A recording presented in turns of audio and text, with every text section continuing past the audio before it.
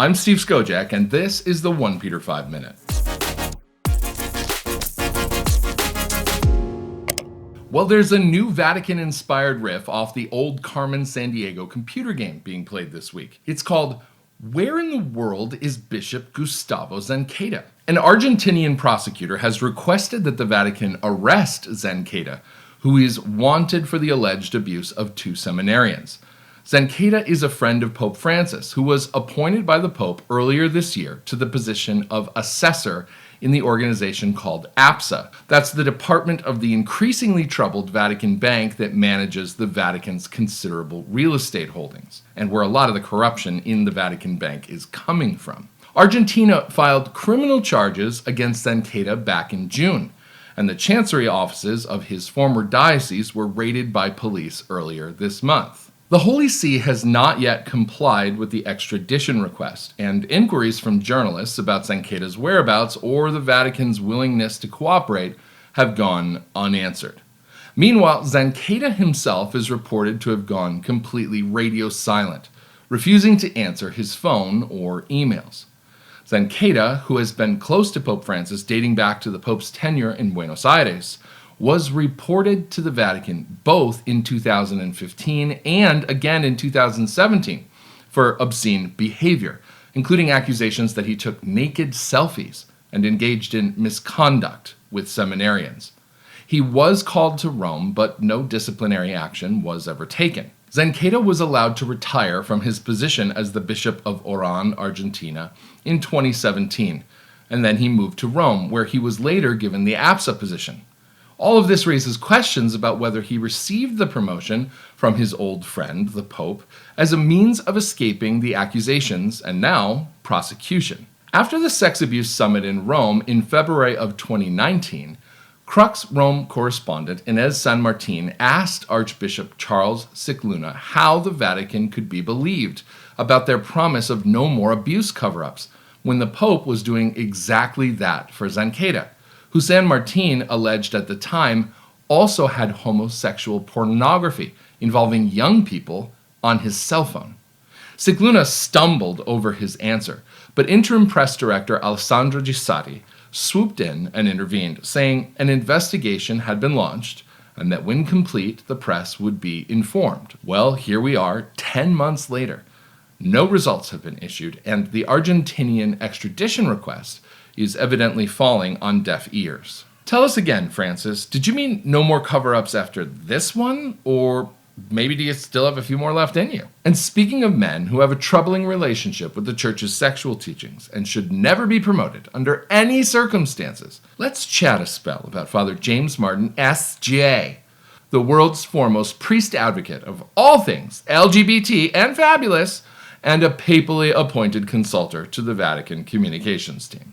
Yes, that's right. I said the Pope appointed him to a Vatican position. Are you sensing a theme here? Because I'm sensing a theme here.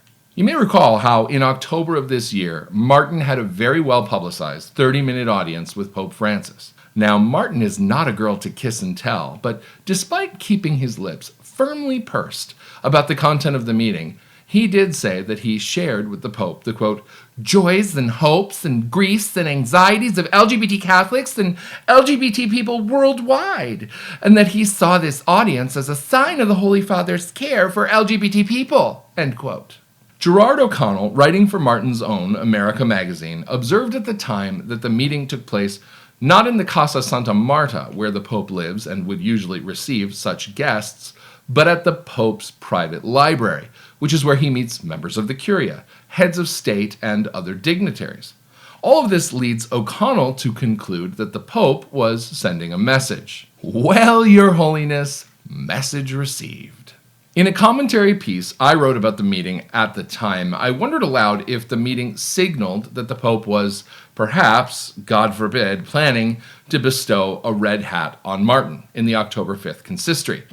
I cited the case of another recent elevation of a heterodox priest, that of Father José Tolentino Calasa de Mendoza, a Portuguese priest who rose quickly to prominence in Francis Church after supporting the so-called queer theology of an ultra-progressive Spanish nun named Sister Maria Teresa Forcades. Mendoza's advocacy for this bizarre take on theology got somebody's attention in the Vatican, because over the course of 2018, he was made the papal retreat master, then elevated to archbishop, then made a cardinal, and finally a Vatican archivist by Francis. All of this in less than a year. But alas, the October 5th consistory came and went.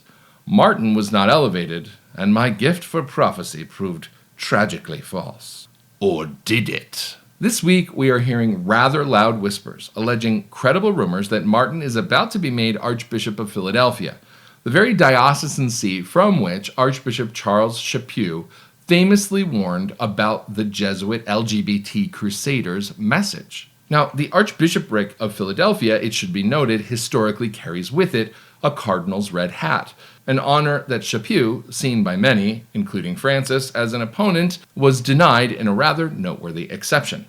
But with Francis stacking the deck for the next conclave, elevating Martin would put yet another vote in his corner for a spiritual successor in the papacy. On the other hand, Martin is probably doing more damage now traveling around the world, giving talks, writing books, and undermining the church's teaching on sexuality.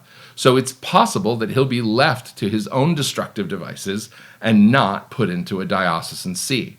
The fact is, we really just don't know. Either way, a petition has been started in the hopes of forestalling Martin's potential appointment.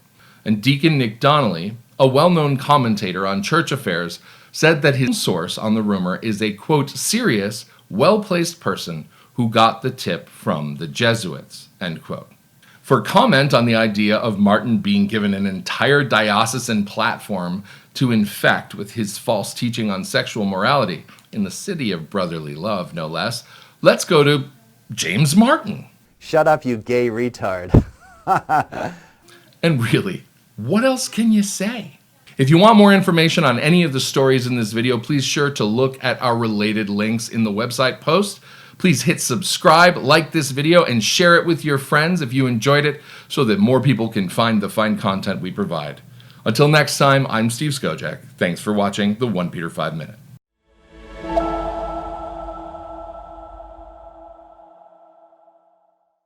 After all, it's James Martin ESS JAYY.